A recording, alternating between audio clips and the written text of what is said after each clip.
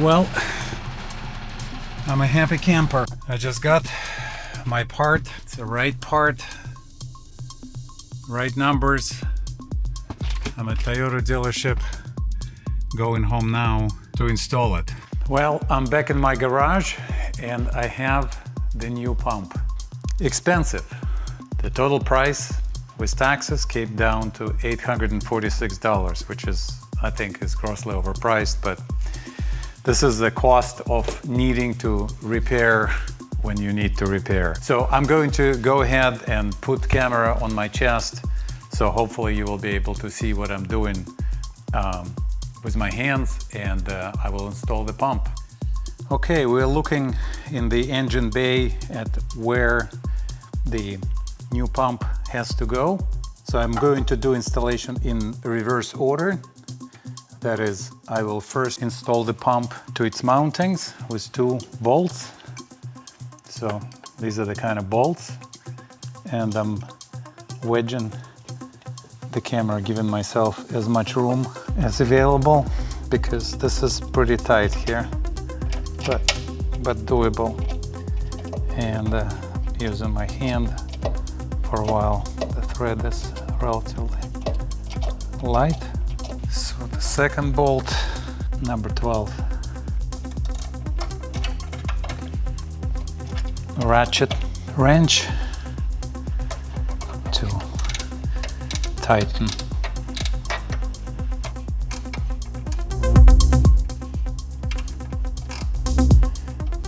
Well, I'll turn off the camera and I'll resume once I've done this. So the pump is mounted. Next I'm going to connect this 4-pin connector. And remember, I told you about the push release, which is on the other side right here. So now with the light it's better to see, and you need to press it over here to release it. I had quite a difficulty figuring out last night. And it's a nice click and it's in place. So next, this is the lower hose, which we're going to install a grip to compress compression ring. So nice to clip it in together and then slowly wedged in the right position. I think this is where it was originally. And now I'm going to release the clips, and it's in place. Yeah, this is correct. So installing this hose first. Okay. Now I'm going to install this side. The reason I released the connector next to from the reservoir, because it made it easier to pull the hose. Okay, these 2 clips need to be positioned.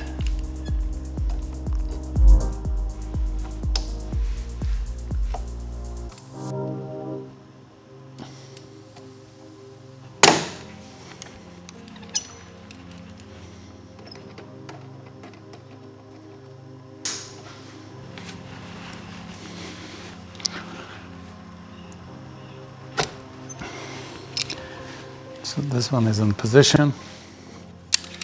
Now I need to figure out how to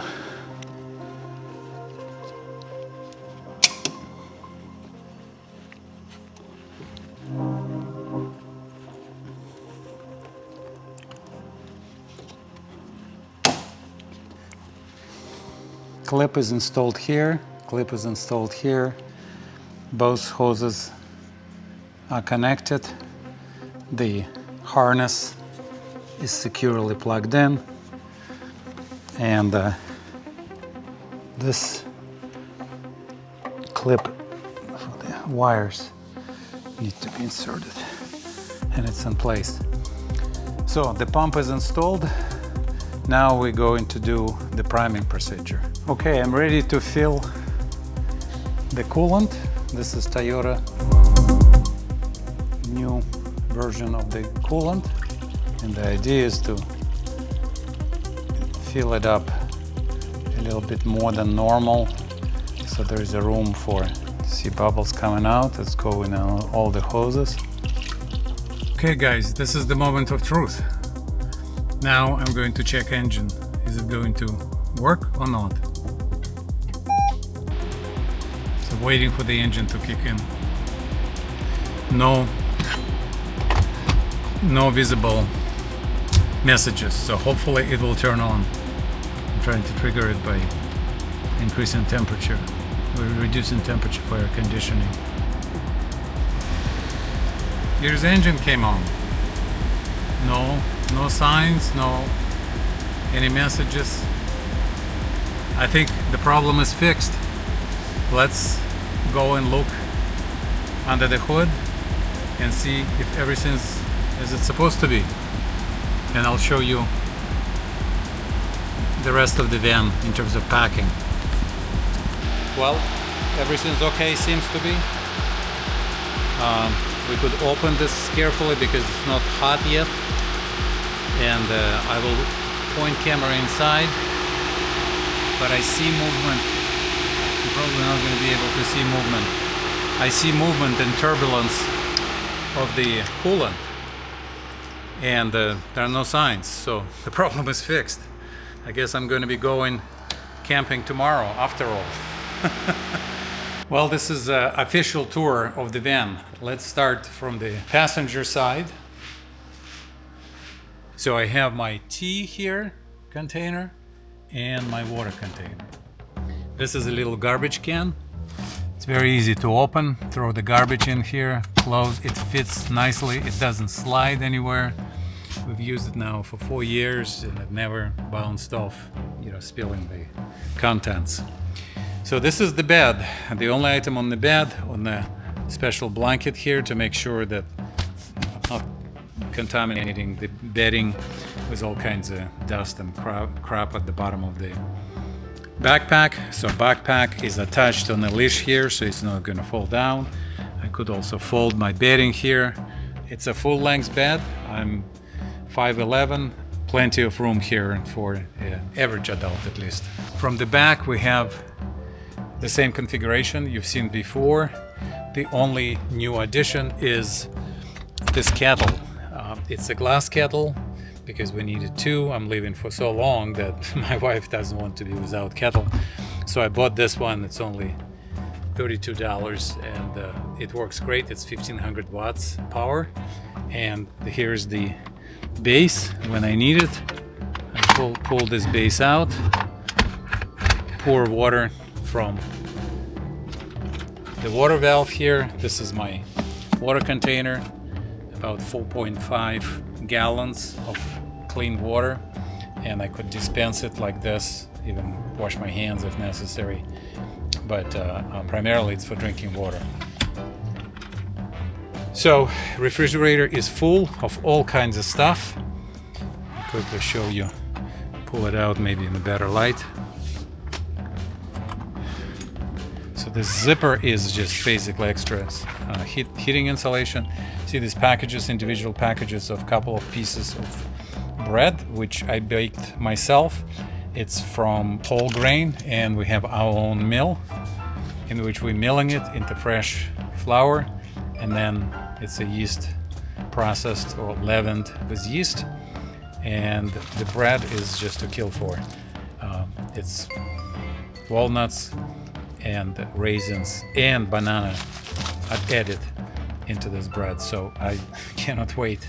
My wife said leave some to me, which I did, but I have quite a number of pieces. Then there's a yogurt underneath, and at the very bottom, if we can dig it up, because there's a lot of bread, I have a dozen of herring and dill marinade. This is absolutely delicious. I love it as a source of protein. I can't resist it. So, and I have all kinds of sweet treats also in other places. We're trying to prepare almond butter, And then the almond butter was not thin enough for spreading, so we started to add water and it becomes some type of crud. But it's absolutely incredibly delicious. Probably will work great as some kind of cake topping. But I'm just going to dig in and take a spoon or two with whenever I'm hungry or snacking with something. So this is a refrigerator, and refrigerator kept at 41 degrees here, and fed by Jackery 2000 version 2 battery, which is 2200 watts total capacity. Right now it's set up to economy mode, which automatically charges to 85% and stops discharging after 15% just to preserve battery. Has 100 watts outlet USB-C and another USB-C outlet of 30 watts. And this is standard 110 outlet, which goes to the extension block here with extra receptacles. And I have the kettle, I have the battery maintainer. I think it's very important, especially when you're camping. See, it's flicking green and only green now, so which tells us that the battery is fully conditioned, but it's continuously working in conjunction with the battery, topping up this battery when I'm parked. And though I installed new battery before this trip, I think it's very important to have protection like this. Getting stuck and trying to jump start vehicle somewhere in the middle of nowhere is never fun. And of course you've seen the portable toilet. So this thing lives here out of the way once I'm done with this, and this is out of the way, and this becomes a toilet, separating toilet for the waste, solid waste and liquid waste. And what I also decided to do, when you're stepping in from dusty campground or dusty stopover somewhere, it gets awfully messy here. So I put a towel here, and at the end of the day I will shake it out, put it up on the other side, and spread it here for the night. So when I'm coming with my bare feet here, I'm stepping on a clean towel and never don't carry anything on the bed. So little tricks like this we learned on the way. So this is also a good way to talk about this stock. I have my shoes, I have extra food, primarily nuts here, raisins and stuff like this.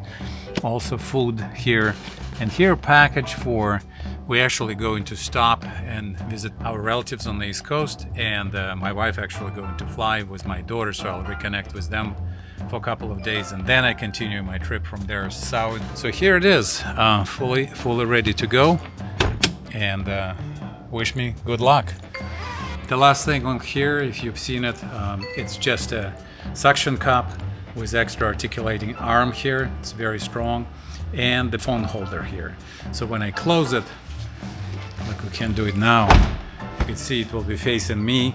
I could control with my phone other camera.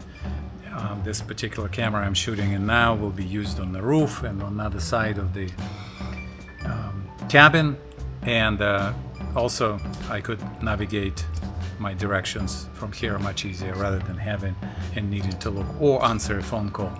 So I felt that this is very good addition to have, and this is one of the mounts I will use talk with you about what's going on, what I think, what's happening. So that's it. That constitutes the tour.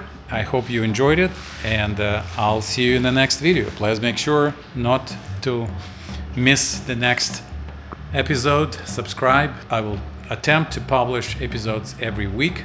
Happy camping. Cheers.